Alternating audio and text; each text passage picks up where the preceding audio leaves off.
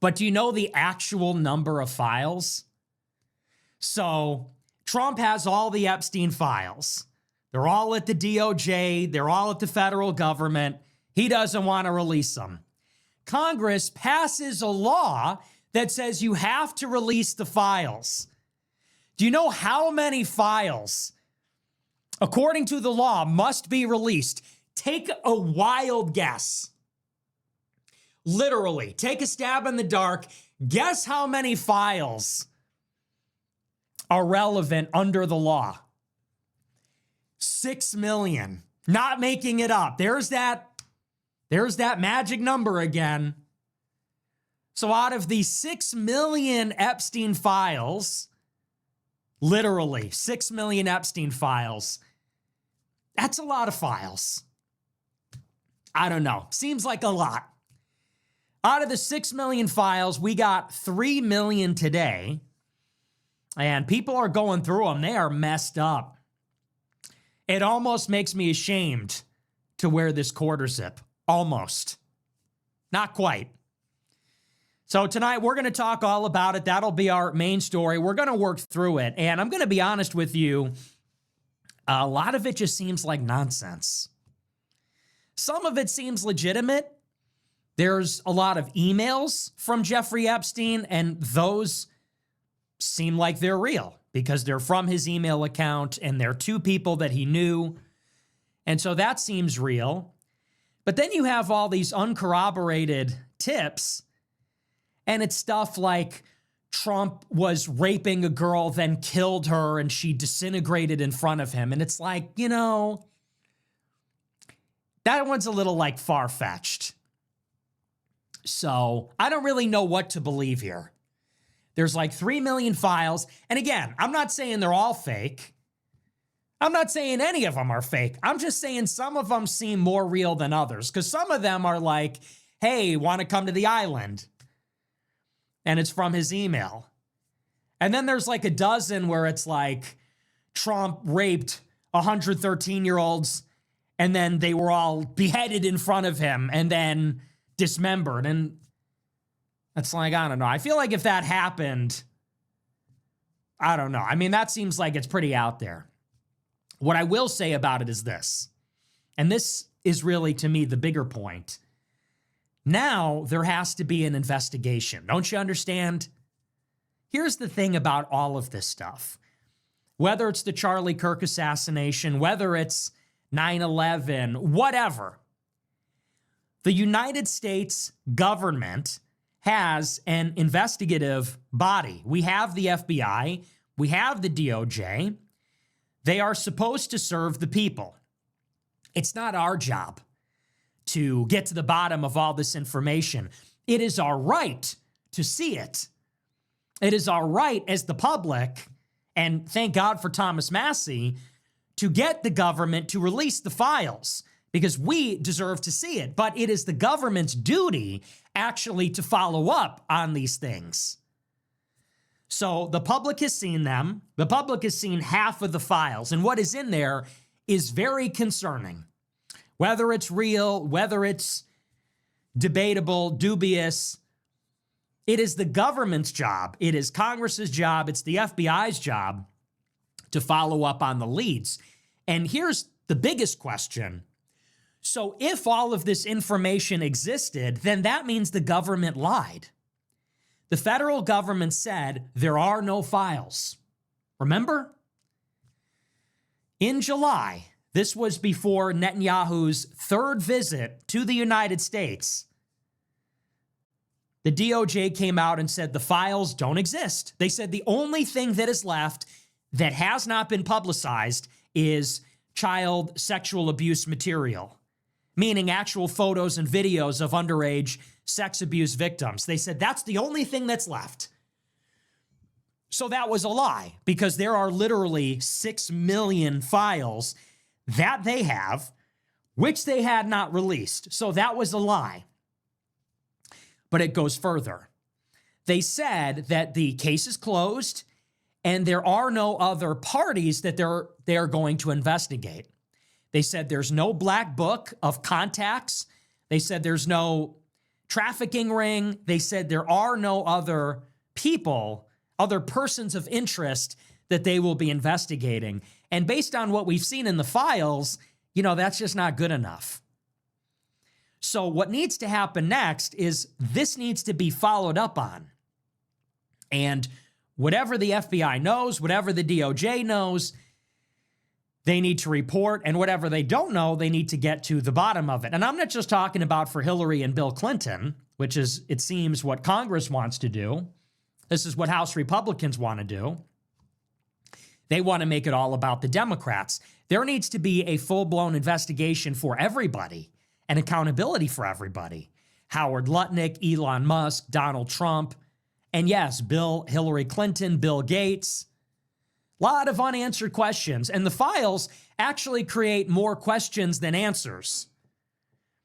And it leaves you wondering, all these people are implicated. All of this exists.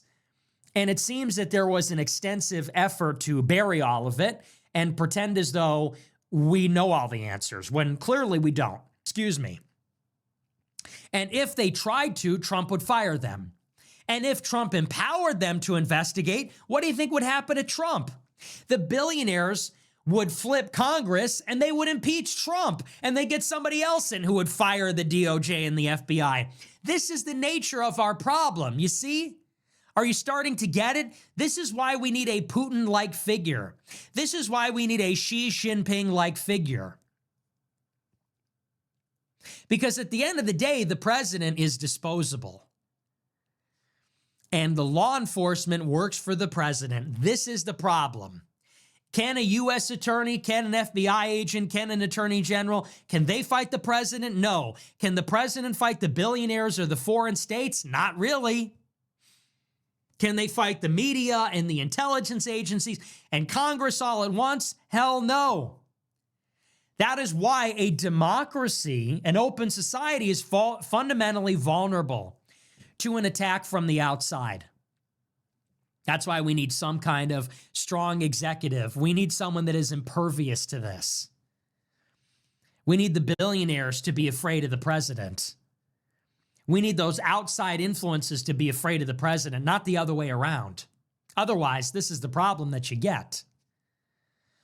So those are the Epstein files. Very sensational, but inconclusive. The real thing is we need to get the FBI to investigate, but they'll never do that. And here's going to be the next move. You ready for this? This is hanging over Trump's head. So you thought that electing Trump was going to be the burn it all down option. If we elect Trump, he doesn't have to worry about re-election. If we elect Trump, he wants revenge because they tried to kill him. They tried to indict him.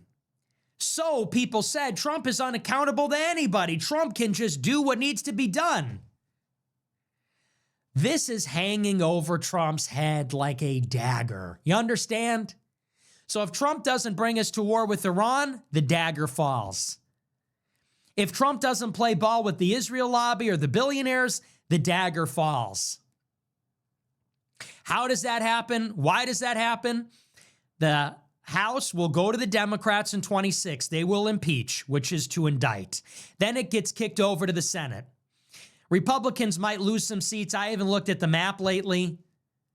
The Democrats will have 45, 48 seats. They're going to need a dozen Republicans to defect to convict Trump. And that's going to be your John Thune. That's going to be your Susan Collins, your Lisa Murkowski. That's going to be, it's not going to be difficult if the Israelis, the billionaires, if they really wanted it, they could kick them out of office. And maybe that's what this is really about. Maybe this is their ace in the hole. Why do you think that the first Iran war was bookended by intrigue about the Epstein files? Elon crashes out with this black eye about Epstein. A week later, we're at war with Iran. Epstein files get buried next day on 7/7, July 7th, 2025, 2/5. Netanyahu comes to the White House with his trophy for a job well done in the war with Iran. Epstein files get released. Today, we're locked and loaded for our second war with Iran. What a coincidence. What an absolutely amazing coincidence. So the Epstein files are talked about last year, war with Iran. They're buried, trophy for war with Iran. Epstein files are released. Loaded gun pointed at Iran, strikes as soon as Sunday. Make it less subtle. Make it more obvious. I mean, that's what it looks like to me. And maybe that's conspiratorial. Maybe that's crazy. But that's what it looks like to me. This is humiliating for the president. It is mortifying. Whether the stuff in here is credible or not, you have FBI documents saying that Trump was taking turns raping kids and then they were killed in front of him. No matter how you cut it, this is a catastrophe for Trump. And you wonder what's going on there. Who wanted that to come out? Who is in control of that information? What's in those other 3 million files that they didn't release? Who has the negatives? Who has the rest of it? Is it in Tel Aviv? Is it in the possession of Ehud Barak? Who's got it? What else is out there that we don't know about? That's the concern. So people said a couple weeks ago, if you watch my show, I said, it's not pedo protector. That's sort of missing the point. However you classify the sex crimes. Really, it's a story about sex abuse in the service of political compromise, political blackmail. And those are really the farthest reaching implications of this. So that's that. But I do want to move on. We're going to take a look at our super chats. This is a long show. We'll see what you guys have to say about it. I'm going to take a look here. All right, let's see. Get my headset together here. Our boy, dude, our boy blew the lid on this whole thing. All right, let's see what we got here.